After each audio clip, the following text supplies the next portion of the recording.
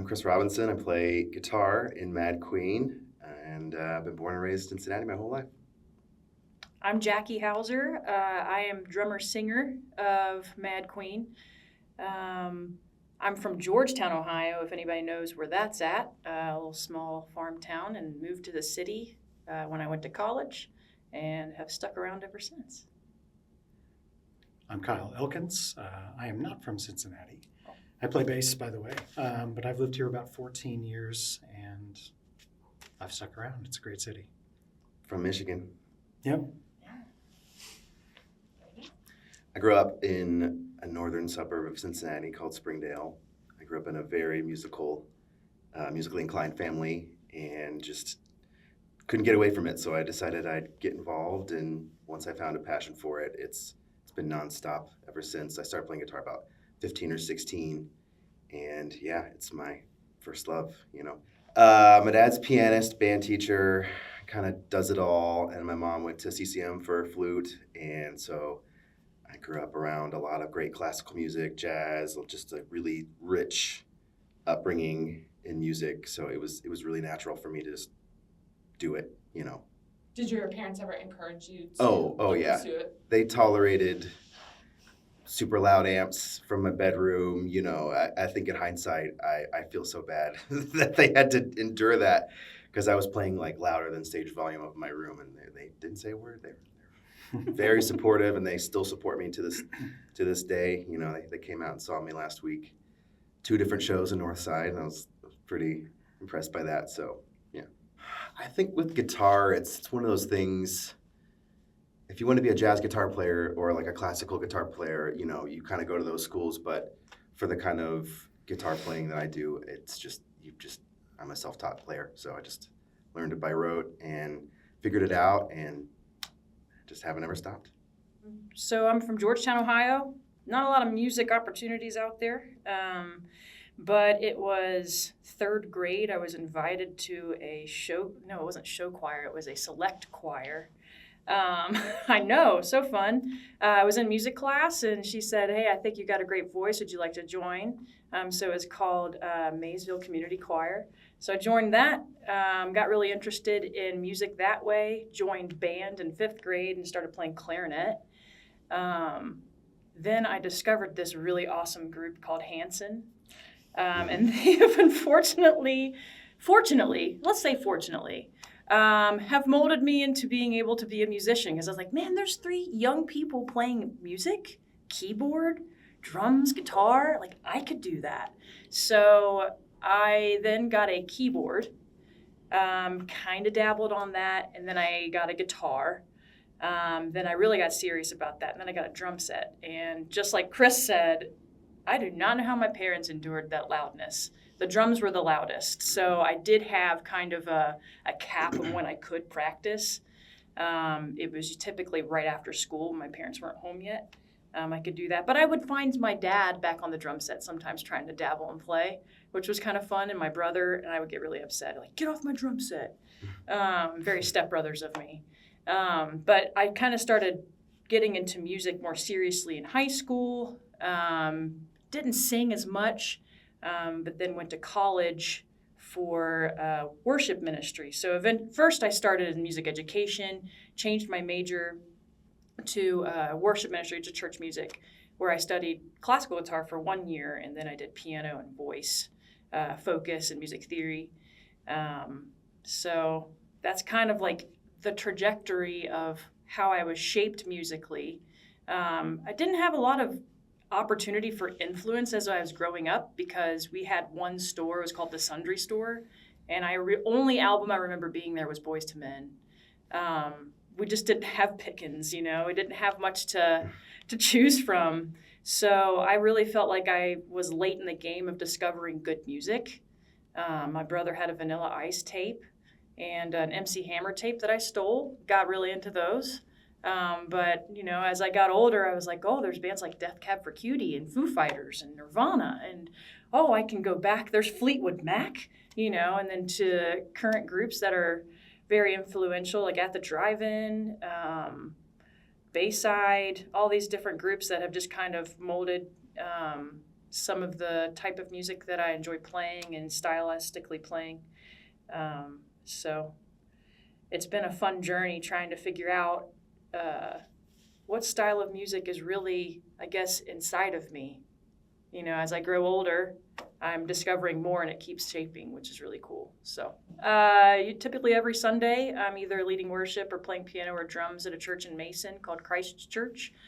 Chris actually plays there with me occasionally as well.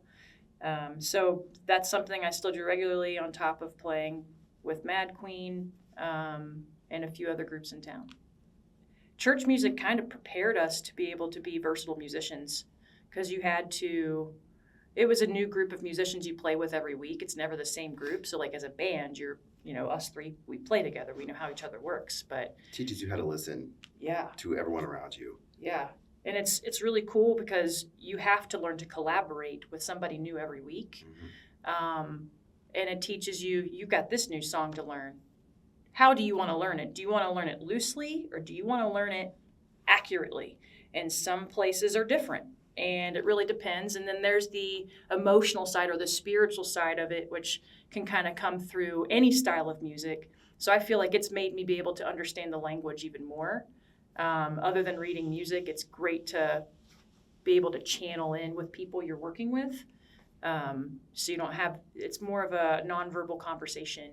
And it's hard to explain that unless you do it. So I grew up in a lot of different places, born in Wyoming and lived in 5 states by the time I was 5. But earliest memories related to music would be when I lived in Massachusetts. My dad played guitar. And I grew up in a house on a steady diet of Clapton, Tom Petty, Neil Young. He was always playing that kind of stuff. And when I got to about 6th grade, I heard a song by the Cranberries called Zombie, and I became obsessed with it. And I wanted to learn guitar to be able to play that song. And so my dad and my uncle taught me guitar, and I played guitar for a long time. Got to high school, as many bass players, I found myself in a position where we needed a bass player in the group that we were playing in, so I swapped over to bass. When it came time to get to college, I dropped all my plans, and my band decided we're going to just study music at the local school in Grand Rapids, Michigan. And they handed me an upright bass, and I didn't know how to read music, and so at the age of 19, I learned how to do all of that and fell in love with classical music. And so I then decided to pursue classical music more seriously, and I moved to Colorado. Went to University of Colorado and studied double bass, did my bachelor degree, and then had an opportunity to come to Cincinnati to do my master's at CCM. And I moved here in 2010, maybe.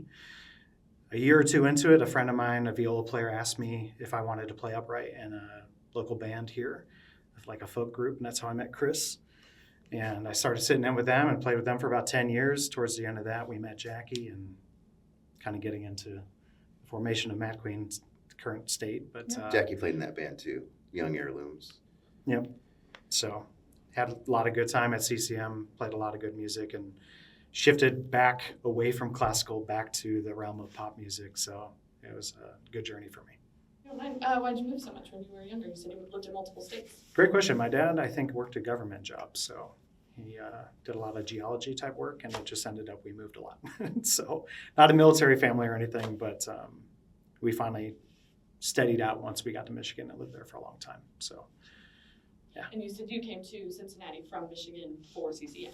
Well, I went to Colorado for a few years, and I did my undergrad there. And then a bass player had come from CCM to Colorado and got us a really great opportunity to come to CCM and do our graduate studies, a group of me and a couple other guys, and yeah, never looked back. So as somebody who converted to classical at a later age, I don't feel like I'm susceptible to the same things that them where they can't. If it's not on a page in front of them, they don't know how to really get off of that page. I feel like I've had a little bit of all the different worlds, but not doing a ton of classical stuff anymore. So it's I don't know. I've learned so much, so it's kind of like harnessing music theory and finding ways to take it and fit it into this kind of genre of music is just a really cool opportunity, and just gives me a really fun way to look at music differently. Do you ever feel guilty for like studying sheet music and classical music, and then if you can't sight read something really fast. Oh, I absolutely. do. I've had lessons where bass teachers have made me cry because I couldn't sight read something effectively. It's a different world. It's definitely a different world. It's a good opportunity to learn discipline as somebody who never really had a certain sport or a martial art or something that I focused on.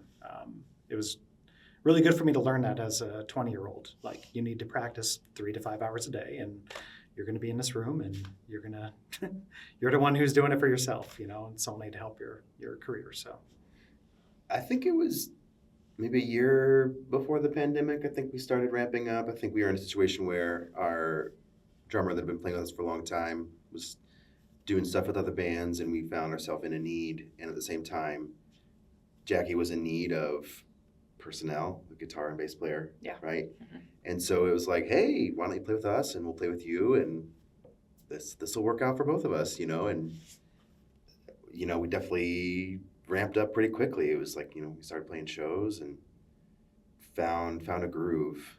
It was like really easy, once she was playing with Young Heirlooms, and then MADQUEEN it was like a fusion, a bit. Where did you all play as the Young Heirlooms? We had a couple shows together. I know we played Memorial Hall, like in 2019, and then maybe like a Louisville or Lexington show. We had like a handful of shows, and then everything went away in 2020. And so coming out of that and shows coming back in 21, 22. What was that festival we played up in Columbus? And you could probably remember that because you had... There's some really good Didn't like Government Mule play that festival or something? I can't think. It was like a daytime. I just remember we had to get drums on the way there because they told us we were supposed to have. We didn't need to bring drums, and then on the halfway there, they're like, "Oh yeah, you need your own kit," and we're like, "What are we gonna do?" We're like renting a kit at Guitar Center on the way there. So like 10 a.m. Like they were gonna have it ready for us by the time we got there, but it was like we realized this at like 9:30 on the road, going up there or something. It was a couple-hour drive too. What was that called? I forget. It was a great festival. Yeah, it was First awesome. time it was the. That was 5 years ago. So we still were on time. What's funny? What's funny about that is that was actually one of the most painful days of my life because I think on the way up I was eating some sort of sandwich. Oh, you had a corneal abrasion, right, or something? I got a sesame seed stuck up under my eyelid. And so by the time we got to the gig, you were in I had bad torn shape. my cornea, and it was stuck under my lid, and I couldn't figure it out. I just couldn't see, and I was just putting sunglasses on and walking around the stage trying to sound check and whatever. It was a really long, painful day, and I went to the eye doctor that night, and they just literally pulled out a sesame seed. A whole sesame seed. Oh my gosh, it was the worst gig ever. I had lost a cat, like a beloved cat, that previous day, so I was like really weepy and like couldn't really get it together. Remember that in the car ride? Yeah, it was a sad time. It was weird, but yeah, random festival, and it wasn't Columbus. It was like an hour east of Columbus. Yeah, it was kind of in the middle of nowhere, like in a field. And all I forgot was a drum set. Yeah, you didn't have your drum set. But... So least of our worries. Yeah, each of you had like a... It was a very traumatic day for us. like your own backstory. But we sounded great. Yeah, we played really well. It was fun playing with Young Heirlooms too, because I kind of came into it not really having a lot of folk drumming experience. So, but I'd always loved the music. Like I went to your shows all the time. I remember seeing you at Memorial Hall for your album release, The Hammer. I was like, man, it'd be so cool to be in this band. And then it kind of came true for a little bit. And it's like, this is so cool, I'm in this band. And then kind of like segueing to MADQUEEN, that was a really nice way of like, hey, how can I gel with these guys? And also, how can this work in a totally different genre? Mm-hmm. And the funny thing is, like, we were working on shows right up to the pandemic. We were, working on the songs that we have, and then the pandemic shut it down, which was so wild. So we waited probably another year before we even could play a show. I think it was like that following January we could even play a show. I think our first show was at Motor. Yeah. I can remember right. Probably. But yeah, that was a hard such an time. interesting time. It's hard not to be able to do the thing you're good at, in front of people. It's sort of like you lose your identity a bit. I did, at least. Yeah, Drives you crazy. yeah. But thankfully, we got through that, and We're back. we've played some pretty good shows together, and it seems like it's only getting better and better. Yeah. So, yeah. You guys might have covered this a little already, but why break away from the young heirloom style? Like, why MADQUEEN? Like, why this genre instead of what changed? That's a good question. Band dynamics are tough, especially Kelly and I started writing music in 2010. So, and we still are. We're still working on tunes together, but I think after things sort of shifted from shows, we kind of pulled back and just went into an incubation process and just trying to maybe get away from a lot of the old material that we've been playing for the past 14 years. So things have shifted a bit, but we've, it's shifted down to the duo. So I think just like with that happening the way that has happened, I don't know. I've just been wanting to play louder music, and it's just, this is feeding my soul in a different way, like in a good way. And so that's why we've just been pushing harder, lately. Yeah. But Young Heirlooms isn't done. It's just in a different phase right now. I don't know. People get mad or things just happen, life happens. Kelly had a child, everything shifted with that dynamic. We were doing a lot together leading up to like 2020. There was a lot going on, and it's shifted things. But the band's not done. It's not full-fledged like it used to be, basically. Where'd the name MADQUEEN come from? So before we ever played together, I think it was around 2014. This is how deep this goes. So this is 10 years ago. Wow. I was writing some songs with my friend Stephen Yoakley, who had played bass in MADQUEEN at one point. And I wrote a song I think it was called Amish You, which turned into Amish, which is one of the songs that we play regularly. And he and I worked that out. He helped me write the drum part. I was playing guitar at the time. We recorded it. It was really good. And then I kind of sat on it because I joined another band called Trolley Dodgers, which was kind of like a side band from Foxy Shazam. We did this thing for a little bit, so I invested my time into that. And then I started another band called Tevis.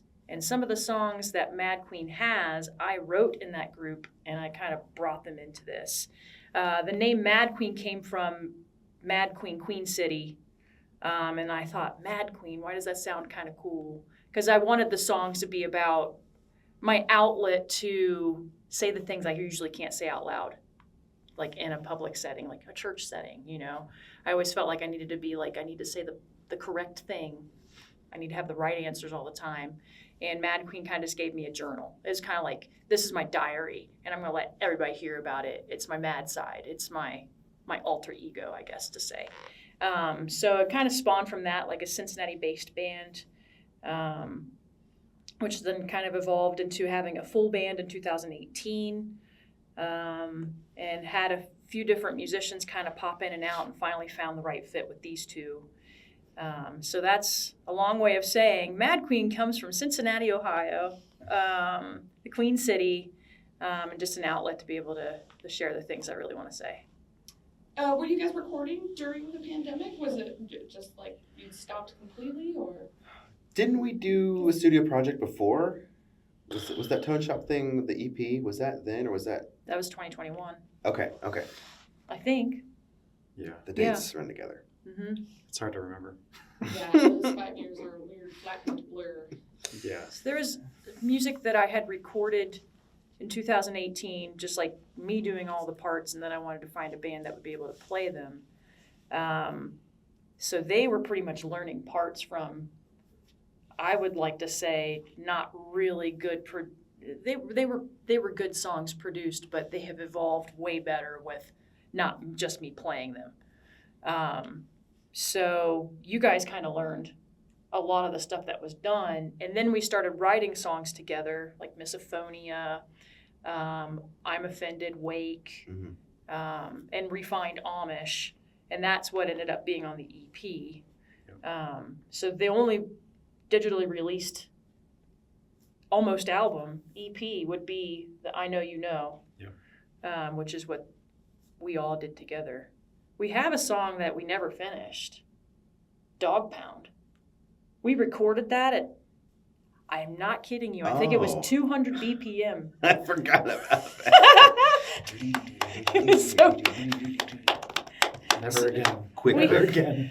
The whole thing is finished, all the music's finished, but we didn't get time to do the vocals. I don't think we could use it. It's so fast. It's like almost ska. It's not a ska song at all. So the goal is we're writing some stuff now, and we want to get back in the studio and record some of that, do a full length.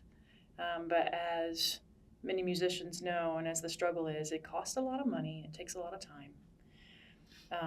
So it's kind of like, I always think of it like the universe will make it happen when it is the right time. And there's never, I always feel like musicians put these unnecessary deadlines on themselves. Like, we got to have an album out by March 2025. Like, who says that? You're putting that pressure on yourself. So I want it to feel relaxed, and I feel like it can translate to not relaxed when you force yourself to do something like that. So I'm really looking forward to writing some more tunes with you guys and getting some stuff recorded. And there's some good stuff in the works. So I feel like originally it was a lot of the songs, like you said, were ones that you had already had, like kind of at least the foundations to, and Chris and I came in and just kind of added what we could to it, and Chris added some backups and just. I even like the new stuff, like when you get together in a room together, like how do you guys write a song? Really just kind of have to give ourselves time and permission to not feel the pressure of it, and just like sometimes I'll bring a riff, or Chris might have a riff, and then we just kind of formulate that. And right now, like, this is all in the works, so yeah, for sure. We're still figuring out that process and how that works the best for us. But I mean, even bringing that new song "There Is Hope" last summer, was that? Oh my gosh, yeah, it's been a minute. And how it was when I showed it to them and how it is now are two different things. So that's been the process in the past. It's just like, here's an idea. Just kind of let time and our brains all kind of let the song marinate. As time goes on, the parts get better and we figure out how to do the song right. And I'm sure it's hard to kind of interpret what's in my head. There was one song I shared with you guys. It was like in 7/4. And you're like, what time signature is this in? Because there's a lot of polyrhythms and stuff like that going on in the song. So it's really hard to, like, I have a demoed idea, but it's not complete. And then to make it into something. So sometimes those might be like that's for later. Yeah. Yep. But let's let it marinate. This is going to be really good. What's slow cooker? Yep. Put it in the slow cooker. It's going to be delicious when it's done. So, why do we keep talking about food? Just keeps coming up. I grew up on a steady diet of contemporary Christian music, growing up in the church and stuff. So a lot of that audio adrenaline, DC Talk, Newsboys, that 90s era, But once I got later in high school, I discovered secular music and Incubus and U2, and I don't know, I just sort of branched out a bit, Sorry, I had to go there. Yeah. The Christian rock to secular post-grunge. radio. Yep. Yeah, post-grunge, secular rock. I don't know. Who are our influences? It's kind of all over the place. Yeah. I mean, the way I approach it is one of my favorite bands all time is Muse. Yeah, and their Muse bass player is so absolutely incredible. I try to bring that dynamic because we're a three-piece. Mhm. So Yeah, for a trio. we have to fill in sound differently. And, we have some solutions to that. But I think, obviously, Chris from Muse is a huge bass player influence for me. I don't know. I'm trying to think of other bands. I don't listen to Paramore a lot, but I feel like somehow our sound is shaped a little bit into a Paramore-like sound, like big, heavy drums with some soaring female vocals, good guitar riffs. Yeah, catchy type. I know this sounds strange. People think it's silly when I say, like, where your influences from MADQUEEN come from, like Dave Matthews Band? People think that's strange, but there are some, like, just, I listened to Dave Matthews Band as one I should have mentioned. I listened to them a lot in high school, and that's how I learned how to play guitar, was Dave Matthews Band. And so, like, anytime I'd be on a guitar giving you guys ideas, a lot of that would kind of come from some of the shapes that were coming from that. But then you've got your polyrhythmic stuff, like Animals as Leaders. I wish I could say it was an influence from MADQUEEN, but I'm not that good. So, who was that? Protest the Hero. Getting really into the weeds with what genre even is that? That one. So Pulls from a lot of different places because it crosses genres, and I think the newer stuff is maybe stepping more towards more of a pop sound versus a riff-oriented hard rock. It has a lot of different parts. So I think influence-wise, it pulls from so many different places. Classic rock, I mean, you could throw Zeppelin in there, you could throw all sorts of stuff. But just kind of pulling from all the sources and finding what works for the song is at least. And I think that's cool too, because it's like you have your cloud of music that's in your head that you have learned and would bring to the table. Same with you, same with me. So it's kind of neat how bands can do that. Like, it's never just like, we want to sound like the Foo Fighters. You know, we want to sound like what we are. And how do you discover that? Like, how do you discover the sound of MADQUEEN? Yeah. That's hard for any band. Some people might have a direct answer, but it's always evolving. Like, because you might have listened to something this week, and go, oh, that'd be a great idea to bring. So Taylor Swift's not one of them for me, unfortunately. So I'm sorry, the Swifties that might hear that. Yeah. Could be cool, though. Just saying. Bringing people together. I think what you mentioned of getting in and getting a full-length record out would be great. Yeah. Getting some new songs, you know. We have a good back catalog of stuff we can rely on, but just keep writing. The new stuff is taking us in kind of a new, fun direction. I think it would be great for us to start getting outside of Cincinnati a little bit. Yeah. We've discussed trying to do some shows here and there. I mean, it's tough when we all have full-time jobs and that kind of thing. So MADQUEEN has to be considered the thing we enjoy and love to do. But, you know, branching out and playing outside of Cincinnati would be a great thing for us. Yeah. So. Any, artists you really want to work with or collaborators you're really chasing down? Do you want to book a show with Muse? Yeah. Sure. We should open for them for Yeah. I think so. It'd be great. It would be great even if, you know, how Bogarts can host maybe local bands for big artists coming through. Just opportunities like that. I mean, there's a lot of people I want to play with. Locally, Aaron Magical, that'd be an awesome show to play with. Oh, man, I love that group. Saw them Friday, they're so good. I play in that band. sure. They are so good. I don't You're just say that because being Easy kind. to collaborate. You're being kind. I'm not, though. I really You might want have to. it in on. Yes. I'll already be there. Let's book a show. There's such a Cincinnati. Let's talk about Cincinnati's music, right? It is rich. But there are so many pockets of different types of music. Like, I would love to play a show with Moonbow. It'd be great. I don't know if our styles are the same. So I'm always thinking, like, let's do cross-genre shows. Like, it doesn't happen often enough. Mm-hmm. And that would be great to just, like, have a smorgasbord or a how do you say the word? Charcuterie board of music, of bands. Like, you've got, that'd be so great. That's what festivals are, but you could curate shows like that too. Like, it'd be great. Would love to play a show with Gremlin. Gremlin. Oh, they're so good. They're so good. So, Yeah. You can go ahead and if you guys want to reach out to those people and tell them, we'll just put a show together. Who are some of your favorite local up-and-coming artists? So if you guys would like to share any more local bands you love, Tell them all. What? name drop.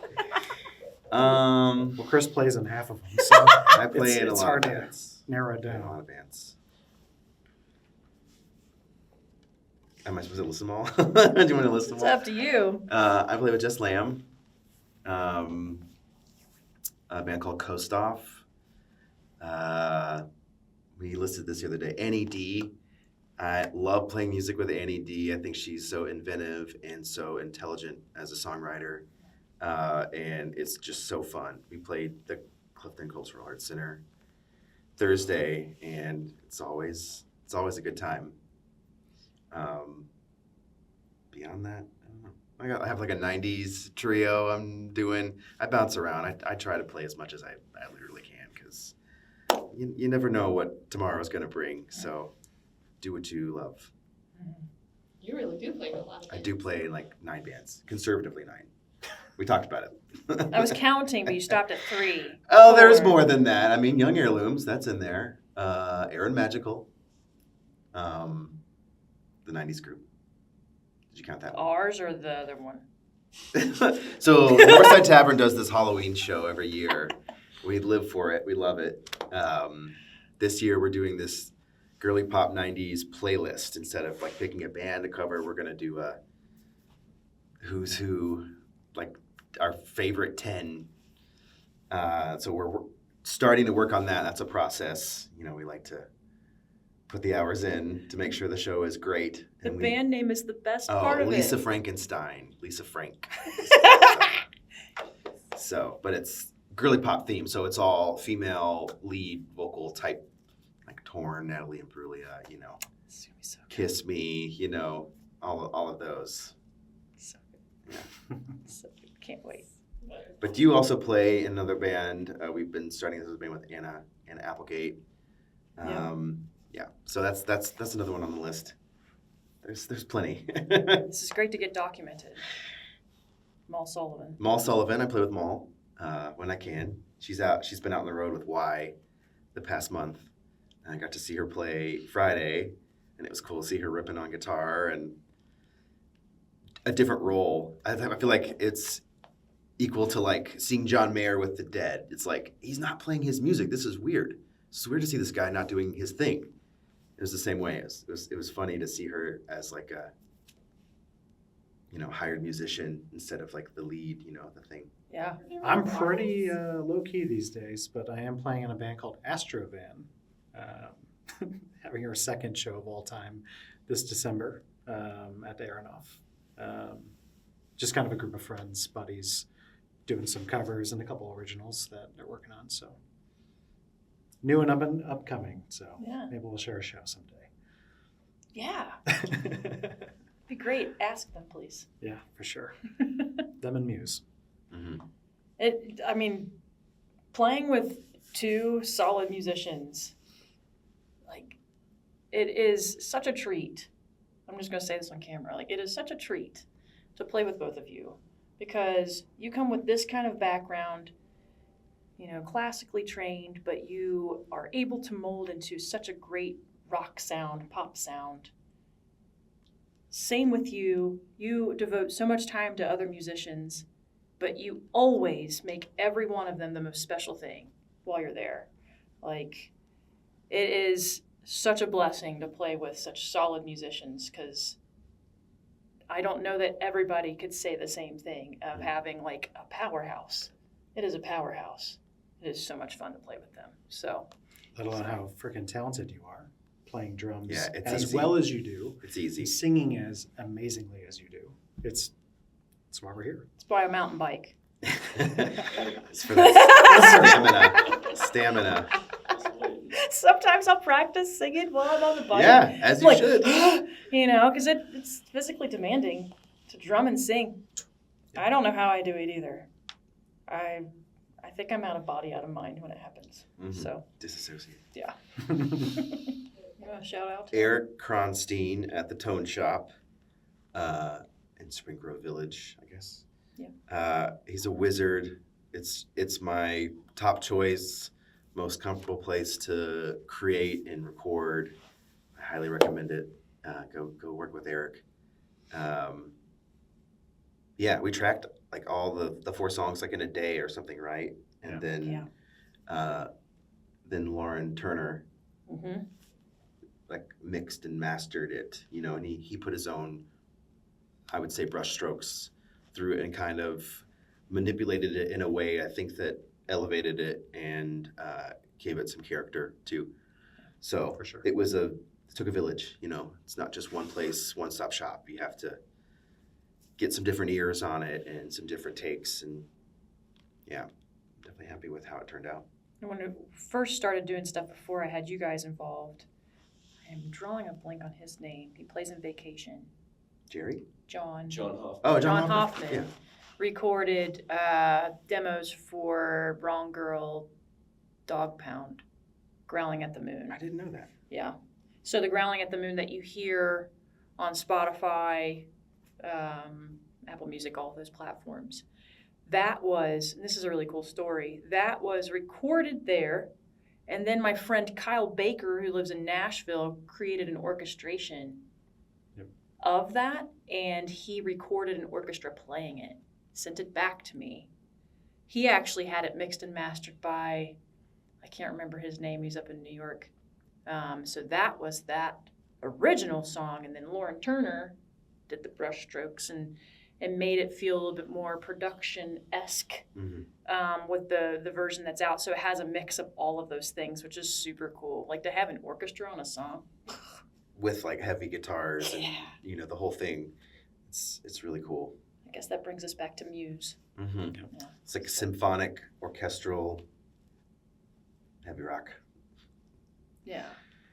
But we look forward to working with Eric Kronstein again for some more stuff. He's just really easy to work with and brings great input and feedback while you're recording too. So that's The patience of a saint, Yeah. Never feel like you're wearing someone out in the studio where you're like, okay, on the 11th, 13th take. All right. He's pumping you up and, pushing you to put your best out. And can't recommend the Tone Shop enough. I do need to mention one thing while we're on camera. This band is really just a competition for the best hair. So I think the competition's been won. Why are y'all looking at me? Chris has the best hair. You have the best hair, Chris. That is a tough competition. It's a tough competition. You're making me blush. You could grow your hair out, and we could do I already did. cool You longest had hair. You had it grown out. You had That's it grown right. out. You did have it grown out. It's too great now. Yeah, it's a tough competition. So we call it a tie. So We all win. we all win. I love it. So there you go. Now you have it.